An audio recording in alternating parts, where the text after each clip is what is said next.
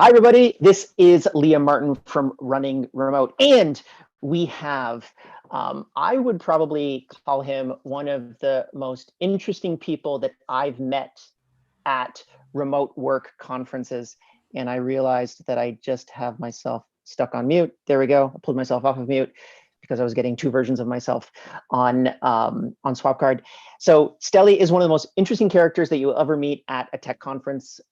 Usually you don't have your leather jacket on, but I've seen that every single time that you've been at a conference, which I think I remember I tried to try it on once and you kind of didn't think that that was cool, but maybe I pushed a little too hard. Steli runs close.com. It is one of the best CRM tools on the market right now. And we've kind of been on like a sales roll because we just saw Aaron Ross, predictable revenue. So now Aaron Ross is kind of giving you like the high level information. And I think now Steli is really going to get into the weeds quite a bit about how to be able to run a sales team, number one, and then also secondarily, how to be able to run a remote sales team. And he gave me a ton of tips. We actually have made multi-million-dollar decisions in part due to what Steli has told me. So I'm very excited to be able to have him for this time because his brain is probably worth, I don't know, I'd call it like $100 a minute.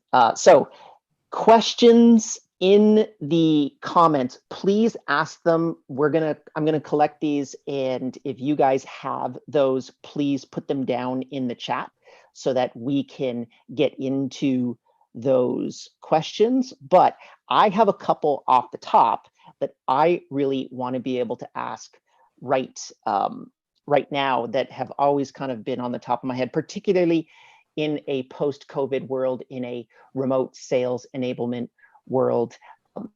We've got a lot to talk about, and I think it's been way too, it has been to us one of the most interesting sales environments that I've ever encountered in the last 9 years of doing business. So I'm very excited about talking to you about this, Steli. So like 20,000 foot perspective, close.com CRM tool. You've been running remote since, how long has Close been running? Close launched in January 2013, so 7 years. Out of those, I would say we've been fully remote for 5, kind of semi-remote for the first 2 years. Okay, wow. Yeah, so, I mean, you probably came out of this so much better prepared than anyone even in the CRM space, because historically, you know, sales teams have always had this mindset of you can't be remote. You've got to actually all be in the bullpen. You know, what do they call it? The bullpit, the bullpen? What are those things called? Is it bullpen? I don't know. Yeah. I'm a marketing person. I'm not a salesperson. So you're in this pit, right? And you're talking with everybody and you're closing deals. And, you know, at least that's my stereotypical view of how sales teams are run. And, you know, COVID hits, and then I got constant emails from people. Liam, what the hell is going on, dude? I got to take my entire team remote today. How do I keep them, you know, selling the very next day? How did you guys react to COVID? Like, what was the process for you guys? Yeah, I mean, for us, first of all, what a hell of an introduction. You're really on fire. I appreciate all the kind words. Now to your question, you know, not to sound weird, but you know, the before and after in terms of how we sold did not change because our sales team was always remote, right? So in that sense, we didn't have to kind of change the way the sales team did their work, the way we managed the sales team, the way our sales process worked. None of that really changed. I think what changed for us was that we very quickly adjusted the priorities. I've talked about this before, but it's still worth mentioning. Like in end of February, you know, the biggest priority for our sales team at the beginning of the year was signing long-term contracts with some of our bigger prospects. And in end of February, we made a fairly early call to say, well, if this thing is really hitting, which it seems likely to be going to affect Europe and the US, which are our biggest markets, and if then has tremendous impact on the economy, which is probably very likely, then contracts are meaningless, right? Monthly paid contracts that are like 2-3 year contracts are meaningless in a world that's not stable and where our customers potentially go out of business. Like these contracts are just not worth that much. A contract by design is worth a lot when there's stability, right? And when there's a structured stability around it. But when the world is so shaky, a contract won't help. And so we decided that cash is king. So we changed the priorities and the incentives for our sales team and said, it doesn't matter, like don't close 2, 3, 4 year contracts that are paid monthly. Anything paid monthly, just keep month to month. We don't need contracts around those. Got it. Get us prepays. Get customers to commit to prepay for a year, for 2 years. And we're going to give you better incentives to do that, both in your in your commission, but also in the deals that we're going to enable you to offer customers, because it's risky to prepay. So the customer needs to get something in return, which is a great deal. And that, I thought it would meet a little bit of resistance at the beginning, but surprisingly, our sales team was like, yeah, sure, let's try it. And then it was surprisingly successful all the way till June, right? This is the first month that we've started to get more resistance on prepays. But March, April, May, 3 months in a row, we had the record prepay months, company history record prepay months, and our cash flow, our cash balance more than doubled during the first couple of months in the year, just because we focused so heavily on that. And now it's June, and now finally our sales team is reporting that they're getting more resistance from prospects to prepay. People now finally in our corners of the world where we get prospects from are starting to be more conservative. But for a good amount of time, that change was kind of, I think, the biggest change that we made to how we sold, and it serves us pretty well. That's amazing. I mean, we actually had the same phenomenon occur to us, where we ended up closing a monthly deal that was very large. And we said to ourselves, because we come from a self-serve SaaS background, hey, monthly is better for us and better for the customer, right? We don't necessarily need the cash flow. And one of our competitors snuck in and stole the contract from us on a two-year contract. So basically, the client said, well, you'll have to buy out. And we actually solved the client's problem afterwards, which was their major problem was some integration issue. So when we solved it, they said, oh, well, great. Well, now we'd prefer to use your tool. However, we have to buy out this 2-year contract to even work with you. So we're not going to do that. Which just, we got schooled on basically sales. I should have called you, frankly, because you knew what to do beforehand, which is pretty amazing. All right, so we've got Daily Social HQ, and Daily Social HQ is asking, what are your suggestions for salespeople who deal with the economic slowdown? So do tell us your experience. So I can kind of reorganize that based off of the response that you just gave me. It looks like Close is doing quite well. And would you say in June, we're at a point where maybe, is this just the resistance to back to normal, or is this resistance to companies that are looking at long-term socioeconomics and saying to themselves, well, maybe we might not be in a V recovery. Maybe we've got a W recovery, and we want to be able to make sure that we're holding on to our cash. How are you dealing with this in terms of June resistance? Yeah, I think that it's too early to tell. I mean, I'm always, you want to pay attention to what prospects are telling you, what the market is telling you. You want to pay very close attention to it, but you want to react to it, but you want to make sure. Usually you lay on one of two opposite sides of the spectrum of either not reacting, so underreacting to what you hear from the market because it doesn't match your belief system or what you would like to believe, or you overreact, like companies overreact. You react too quickly on too little bit of information. So what we try to do at this point is just kind of a wait and see. Let's see if this is just like a short amount of thing or if it's a longer trend. I do believe, though, personally, that a lot of the economic impact of what has happened in Q2 is not yet felt in the world. Like a lot, there were in the US specifically, for instance, we had PPP, so lots of companies got money from the government to keep on people on payroll. that is running out. The time frame of that is running out. And now we see, there's a continuing amount of big companies that are announcing layoffs. And I assume that that list of companies that will, like the announcements of layoffs in end of June, July, August is not going to slow down. It's probably going to accelerate. So there is, I think, a group of companies, I think in the beginning of COVID happening, that we're still in this is overblown, this will go over really quickly, this is all just BS.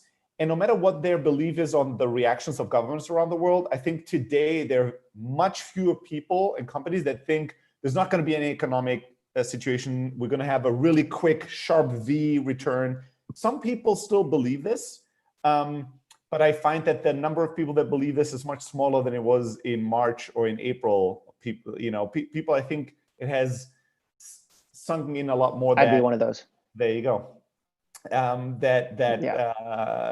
This year's not over with us yet, right? 2020 isn't over with us yet, and there's still things to come.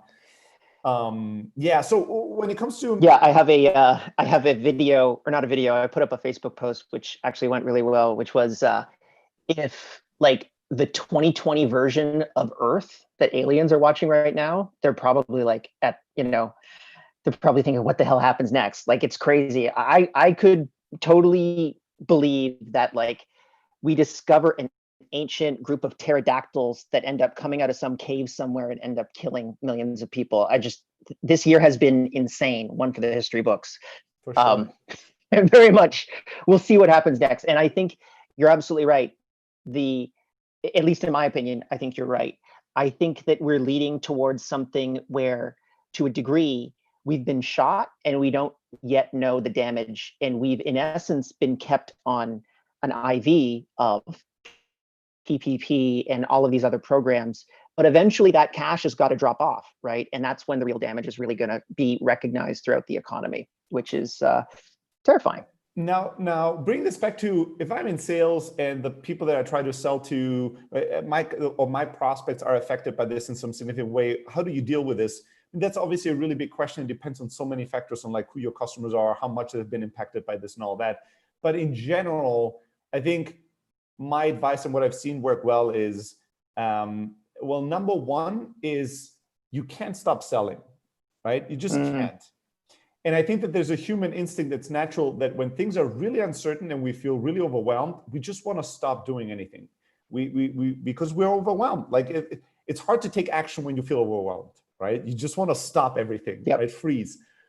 And I think we need to, that instinct is normal, but we need to fight that instinct. And, we need to realize that nobody is going to be in a better place if you stop selling. You're not going to be in a better place. Your family isn't going to be in a better place. Your company, everybody that's an employee in that company relies to you bringing in revenue for that business to pay payroll. Nobody in your business is going to be in a better place. And hopefully if you sell something that's valuable, none of your customers, nobody is going to benefit from you stopping to sell. So you have to continue to communicate with prospects. You have to continue pitching and selling. But obviously, depending on how much your market is impacted, you'll have to adjust and adapt quite drastically, right? There's people that have not seen any impact or have seen some positive impact, right? Depending on what vertical or industry you're after. And there've been some people that have seen some impact, but they're still have been able to close deals. Like we have seen an impact in terms of our customers are not expanding as quickly as they used to, just adding more seats because they're not hiring as aggressively. So that is an impact we're feeling. But what we're seeing tons of new customers wanting to start a business or that need sales software to sell more. So we have not been hurt on the acquisition side of things. And then there's companies where you really have to change your game, because the customers that you've been selling to, they're just not buying anything anymore, right? And there's no money there. So then you need to decide, can we finance the time it's going to take those customers and prospects to unfreeze their budgets again? And can we use that time to build relationships, to build our pipeline, to warm up those relationships, to do demos, to do free trials and pilots, all the way up to when they're going to have a budget again? Not everybody's going to be able to afford to finance that time until you can get the money. And then some companies just have to find a new customer. right? Have to adapt what they do and find a new customer that is adjacent to who they were selling to yesterday, that still has money, still has budget, still can decide to purchase something. But the thing you can't do, no matter how bad things will get, you can't stop selling. You can't stop working. We can't dig a hole and just wait for this to be over, because this to be over could be 6 months. It could be 24. It could be 48. Like, what are we going to do? We just can't wait. We have to find a way to work every day as best we can with the information, the tools we have to our disposal, and then hope for things to get better. You never have a worse experience from picking up the phone. Your life is only going to get better the more you pick up the phone, which I agree with. We have Tahir here, who, because I want to get through these questions, and there's a ton of them that have just blown up.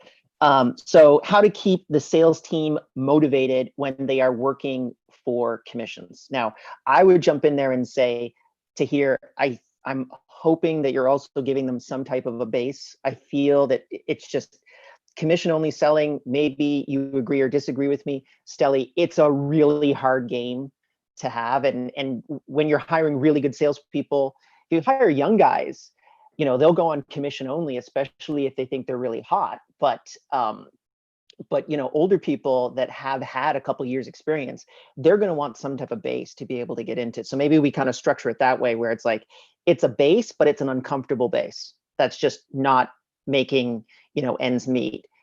The commission, getting that sales breath, particularly in this type of economy, you want to be able to make sure that you don't have that sales breath and you're not, breathing down customers' necks. How do you motivate your team in that context?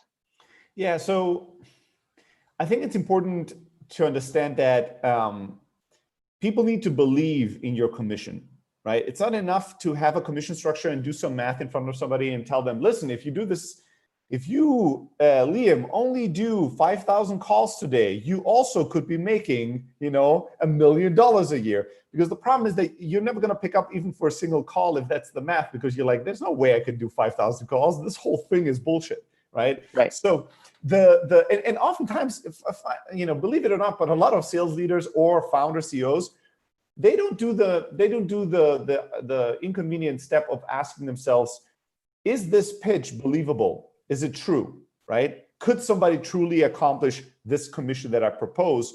Or is this just wishful thinking? I'm trying to motivate somebody by making the numbers really big, but I don't believe in it, so they won't believe in it, so it will never work.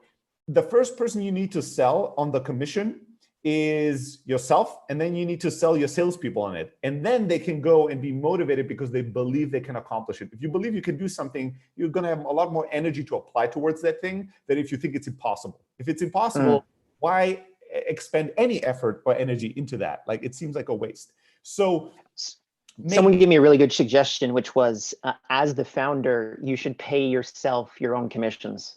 Yeah. Just if you're going to close a deal. And it's one of those things that is, I have not personally done that historically because I've always wanted to just reinvest it, but I can totally see how that works, because then if you can't live off of it, then your salespeople obviously can't. You need to be able to create that environment in which everyone wins.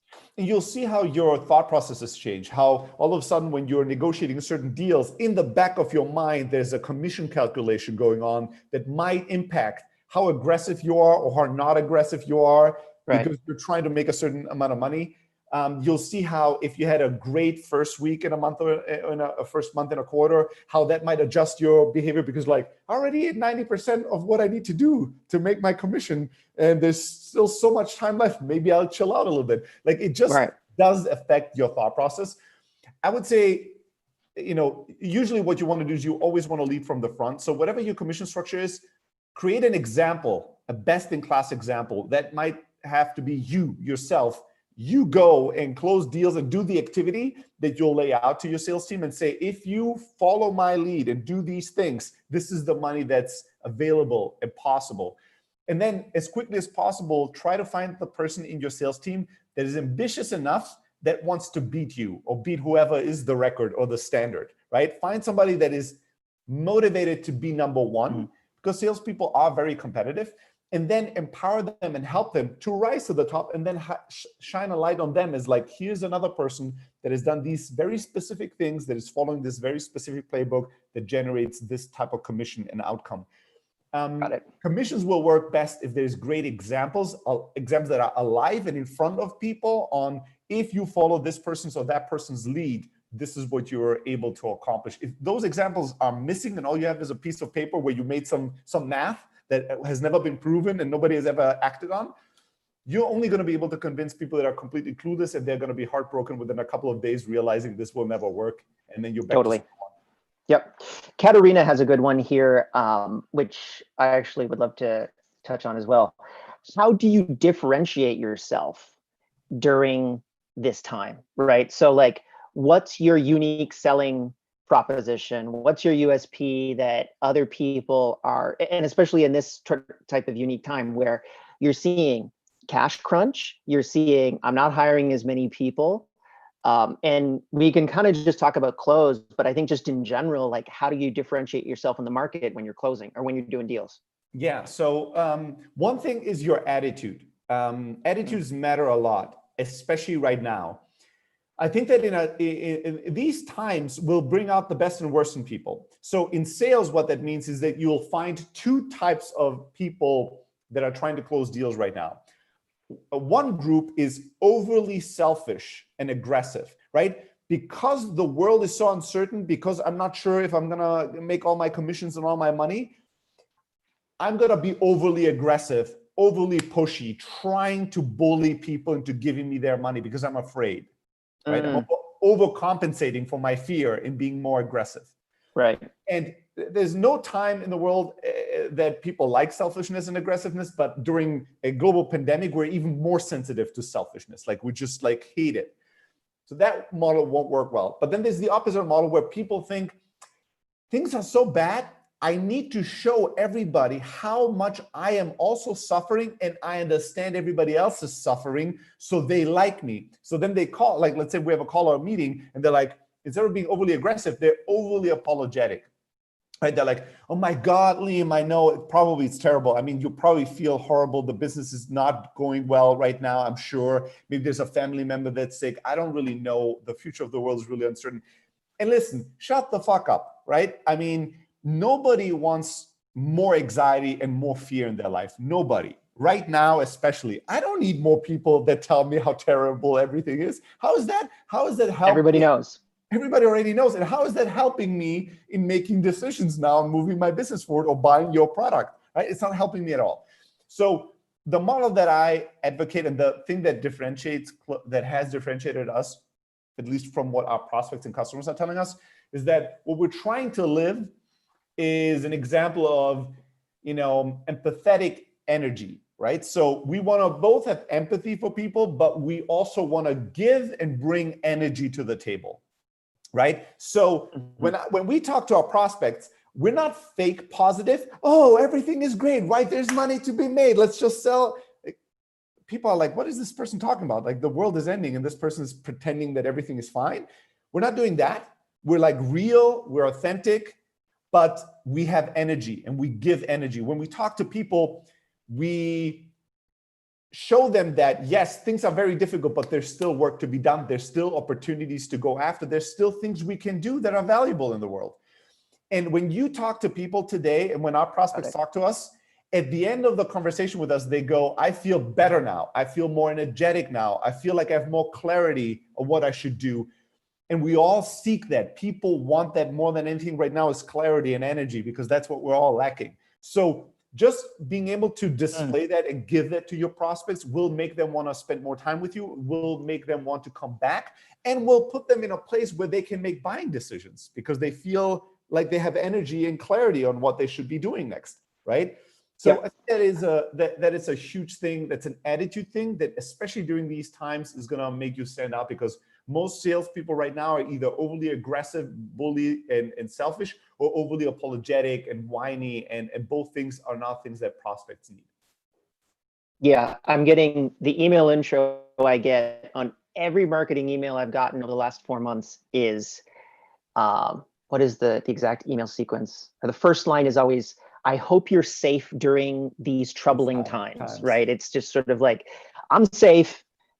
I wouldn't be answering your email if I wasn't safe. Let's just move on. I feel you on that one.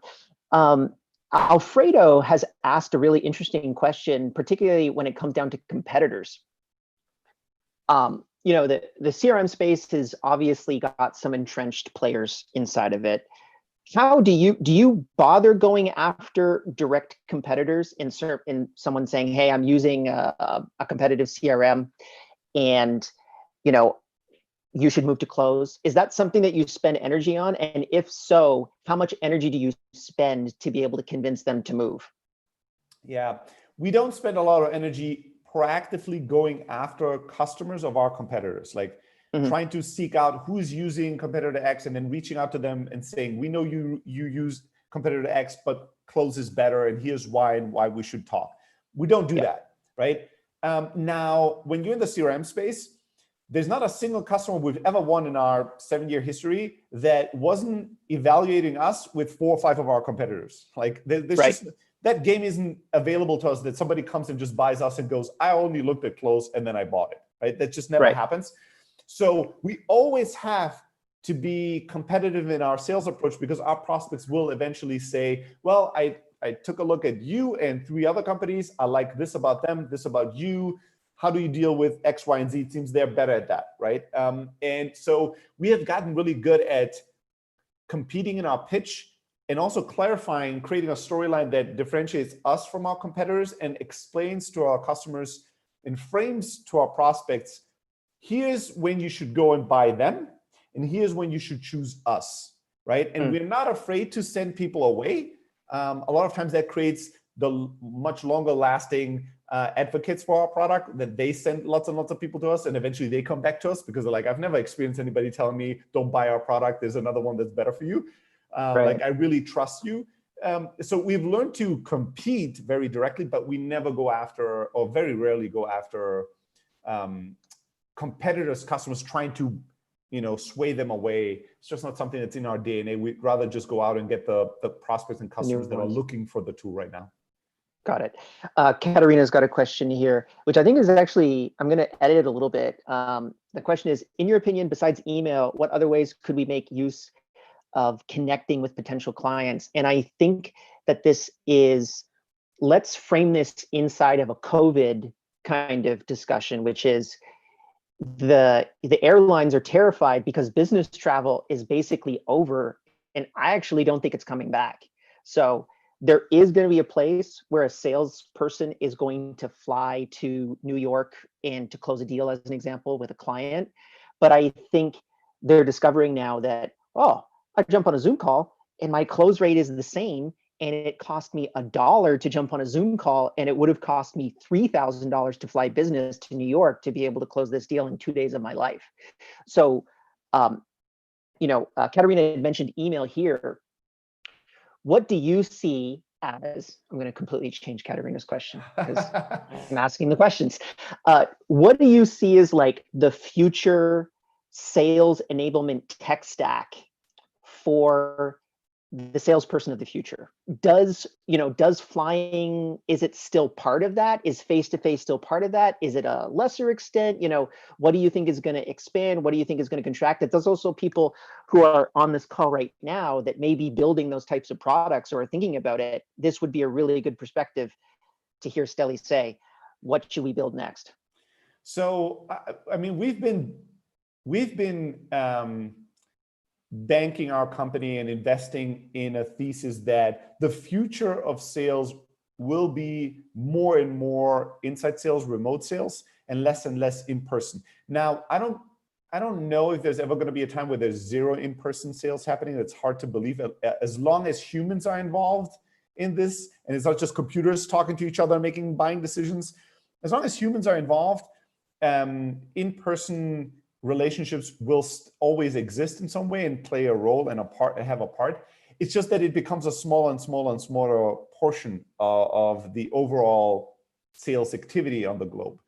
So I don't think that, and that's also backed by the past. If you look at field sales, like the actual act of having to go from one customer prospect to the next and in person make a pitch and then close a deal, it just went down drastically with the rise of technology. First the phone, then email. Those were 2 massive in the world of sales.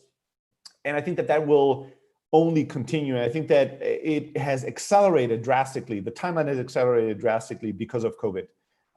The amount of companies that will go remote or will be more remote open now has accelerated. The amount of salespeople that will do a lot more of their sales process or their entire sales process through Zoom or similar means has drastically accelerated. But that's a trend. I just believe that we've compressed it, but I think it would have happened anyways. It was inevitable. Got it. I think that when it comes to like what is the right channel right now, again, come back to one quote that I keep in mind, especially during crazy times like this. It's not the strongest that survives, it's the most adaptable that do, right? And so right now, my advice to all of you would be more adaptable and be more open to change and experimentation and just see what works. My brothers, one example, just before we get to the next thing, my brothers had stores in Germany, Vodafone stores selling cell phones, right?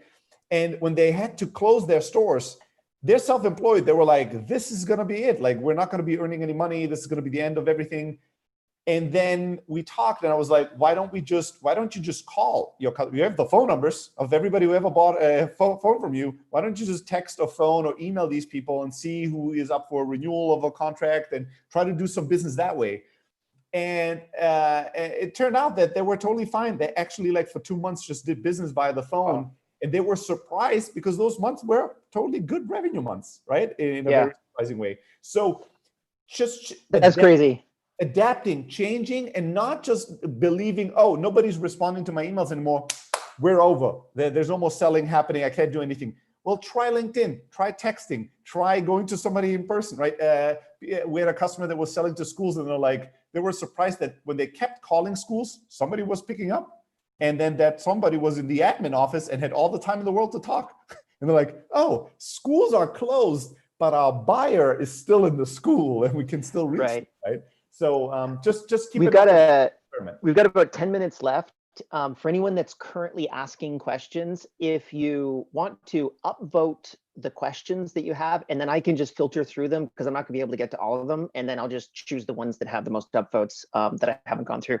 I've got, go ahead. One more quick thing. For anybody's question that we don't get to, just email me, steli@close.com, and I'll try to answer. And there's a little bit of a package, ebooks, templates, ideas for how to sell during this crisis. If you send me an email, steli@close.com, crisis, I'll know what you need. I'll send you a link. I'll get all that information for those that want more. Amazing. We've got Gonzalo, who's actually just kind of puffing up your ego. So I'll give you this one. I remember speaking with Close 1 year and some months ago, and they had 30 employees, now 80 plus, amazing growth. What's your current headcount right now? It's not 80 plus. I'd love to agree with him or not, but we're at 45 people right now. Okay, that's still pretty good growth. And then Ali says, I'm currently using Close for one of my clients. It works great for sales. There you go. Awesome. That's awesome. Which industries, this is Vince, which industries have been the most resistant to going remote with their workforce, in your opinion? Because you're probably seeing a whole bunch of clients, and I'm sure a lot of those clients are coming to you saying, because you definitely have some co-association with remote. I mean, you're a CRM tool, but that's part of your messaging and your branding and who you are. I'm sure you're getting the same thing that I'm getting, which is, hey, Liam, how do I go remote? Because I got to go remote today. Like, what's going on? How do I figure this out? Are you getting any of that? And if so, like, who are the people that are, as you had said before, the people that are not adapting and moving, the people that are just staying put and are probably dying right now? Yeah, so we got a lot, like that was the biggest thing. The first wave of our customers and prospects coming to us and asking for help, we thought it would be about cash flow management, how we close deals, how to reach prospects. But in March and April, it was mainly how do we go remote with our sales team? Or how do we manage the sales team remotely? That was the biggest kind of question on everybody's mind. In terms of resistance there, I don't know. I mean, I don't have anything super insightful to say that. It seems like there's just, the older the industry, the more resistance typically is there if that industry is very heavily entrenched. So we saw a lot of like financial services teams that used to work in this very old school boiler room model of like huge sales floor. Those definitely are the ones that build a culture and a process around the need to have lots of sales reps in one room, competing, feeding off each other's energy, having the manager on the floor, seeing what's going on. Those have been the most shook by the change and probably the most struggling, unsurprisingly. Everybody else, I think, was like, we wouldn't want to do that. But then when the situation happened, a lot of companies became very pragmatic very quickly. And they're like, how do we do this? It needs to work. And then usually I think the same feedback as you, lots of surprise. This works kind of better than we thought. Maybe there's something to this. Super cool. We've got Hazel has got another question here. How do you know if it's a time to move on if you've been struggling to sell for quite a while to a particular industry? This is a good one because, I mean, I can give you a very short 20-second version of something that we were looking at. One of the times that we tried to build out a project management feature inside of our tool, and everyone wouldn't use it. So we were trying to tell our customers, it's like, oh, well, you could just use this. Well, I'm using Trello. Yeah, but this is free. Like, you're already paying for this feature and you've got the project management. And I used Trello, and we realized very early on that it was like, sometimes you should just let it go and you should just not do it. Have you had that type of instance? Is there an industry that you've tried to sell into where you're just like, hey, you know what, I'm not having it and I should get out of this? Or maybe not, because you're a better salesperson than me. I'd love to hear your thoughts. So I think the question, it's a very old kind of old age question on like, when is it time to move on? It's a difficult question to answer universally, but I would say in general, when you're trying to sell to an industry or market and you get no traction, you have to ask yourself, how does that compare to companies and people that successfully sell to that industry and market? Now, if I sell into the C-suite of Fortune 500 and the average sales cycle is 28 months, and I'm on month 1 of this, then it's maybe unrealistic to go, well, this isn't working because I just don't know anything yet. But maybe it's a good time to ask myself, do I have the financing and the money to try this for 28 months to figure out if it's not working, right?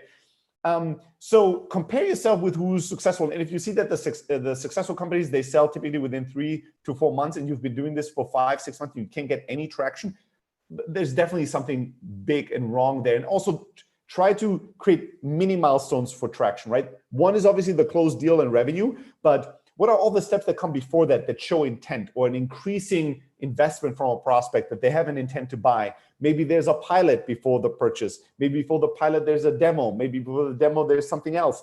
Now, if I can't get anybody from a first to a second call, that's a much stronger signal than maybe if I could get everybody all the way to the end, but then have a difficult time negotiating or closing the deal on pricing or something like that. So it depends is the true answer. But if you can't get any traction for a long period of time, you need to stop and reassess, and in many cases, move on and do something else with your life, for sure. Got it. This one comes from Dimitri, which may be the last question because we've got about 2.5 minutes on the line, and we can kind of do our if anyone wants to put another question, they can. So Dimitri is asking, do we think that virtual meetings like Jam, that we're currently is one of the sponsors of the event, or any other type of like virtual meeting software, do you think that will be universally more acceptable for larger organizations that used to only meet in person? I actually have run an experiment. Damn, I don't have it in front of me. We bought a whole bunch of Oculus Rifts to be able to kind of like do meetings in VR. It's been a disaster, but like, it's not quite ready yet, the technology. That is something like, do you think you'll close people in VR in 10 years? Do you think that these types of techs, do you think this is going to provide a better experience for the customer above meeting in person? Better not, but very different. So I think my answer is yes. I do think that more companies, more people, like my mom knows what Zoom is. That's mind-blowing to me. Like, that was unthinkable a couple of months ago. So will technology get more acceptance around the world? For sure. That will have some benefits and some downsides, right? It's not all just roses. And if we meet and close a deal in virtual reality, there's a bunch of cool things we could do. like when I talk to you, you could be fact checking, or fact checking could be overlaid over me as we talk, and you could have like 5 competitors virtually zoom in and talk to you at the same time. Like there's shit you can do virtually that you couldn't do in person that wouldn't be feasible. So there's benefits to that we will hopefully and probably use, but then there's downsides to that as well, right? Sure. And so I don't think that in-person communication relationships will go away as long as humans exist and they make main decisions. But I do think that the technology, it's not going to stop. It's going to expand. If we like it or not, if we want to slow it down or not, it's going to happen. Steli, thank you so much for cracking your brain open for us. We really do appreciate it. It's something that I get to do on maybe like once a year, theoretically, with you. So it's always fun whenever we can do that. For anyone else that has questions, it's steli@close.com, correct? Correct. So steli@close.com, throw that in, email him. Don't overload his inbox, but ask him a question and he'll be more than happy. And then the title was Crisis, right? Crisis. If you want the crisis toolkit and resources, I'll send them to you. Great. All right. Thanks a lot, guys. Thanks for the questions, and we will see you in the next session.